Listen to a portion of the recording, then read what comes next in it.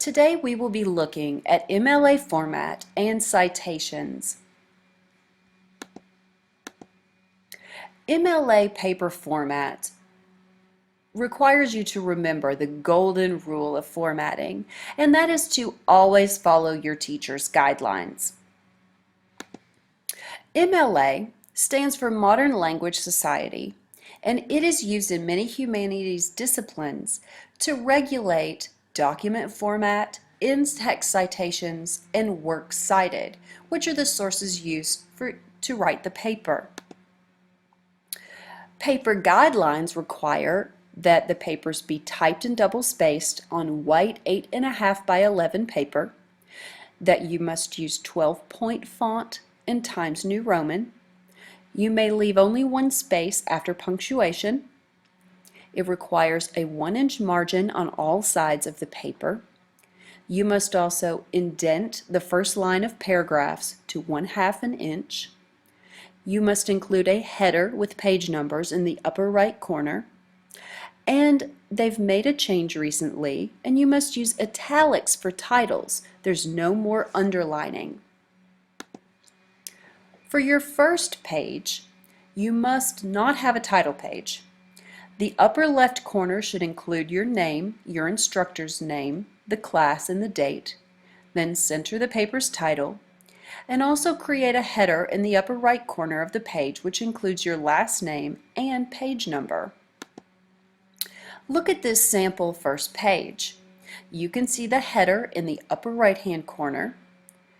On the left corner, you have your name, instructor's name, class, date, then a centered title, and the body of your paper. All margins are set to 1 inch, and we've used Times New Roman font, and it is also 12-point. MLA requires that you use in-text citations. Within the text, MLA uses parenthetical citations for quoted source material. The format depends on the source's entry in the works cited page.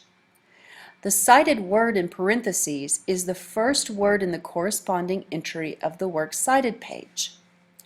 That's a little confusing, so let's look at some examples. The first example is a reference to the author when quoting. Note the first blue paragraph. Reese illustrates the human effects of mountaintop removal mining in eastern Kentucky while driving with a friend. Quote, Blanton pointed to the yellow house. Everyone in that house died of cancer. End quote. Parentheses 47, period. Because we reference the author in the first word of our sentence, we do not have to include that author's name in the page parentheses, only the page number. Now, the second example, if you do not reference the author, the citation looks a little different. Look at the second sentence. The human effects of mountaintop removal are painfully evident when driving up the winding roads. Quote, she pointed to the yellow house. Everyone in that house died of cancer. End quote. Your parentheses contains the word Reese and your page number the source material is from, which is 47. Close parentheses and then a period. And if you look at the corresponding works cited entry at the bottom, you will see the author's last name is the first word in the works cited entry.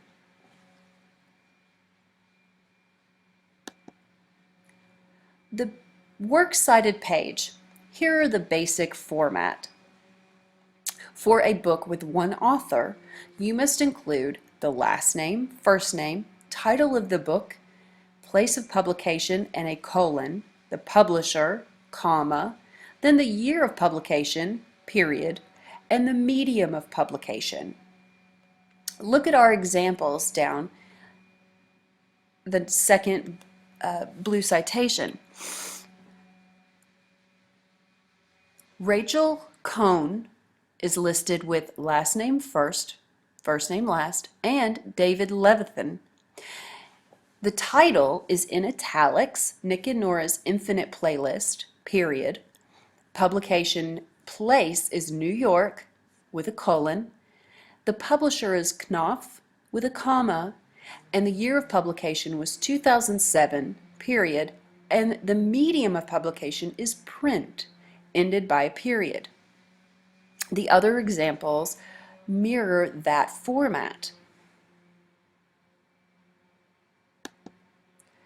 If you are using a works cited entry from a web resource, it's going to look a little different. The basic format will either have your editor, author, or compiler name, if available, listed first, then the article name, the name of your website, the version number if available, the name of your institution or organization that's affiliated with that site, usually the sponsor or publisher, the date of the last update, the medium of publication, and the date of access. Some examples will look like this. You have the authors listed first, then in quotes you have the title, then you have publisher information and affiliated information, then you also have the medium, which is the web, and lastly, your date of access, which is the date when you access the information on that website. For further help, you can go to the library's webpage for research help, which can be accessed through the Academy at Shawnee's website or from the first listed URL. You can also go to the Purdue University's OWL website, which is a wonderful resource for any type of citation. You can also consult an MLA style guide, which can be found in your library, or you can ask your librarian for help. The works cited for this presentation include the MLA Handbook for Writers of Research Papers, procon.org, and the Purdue OWL.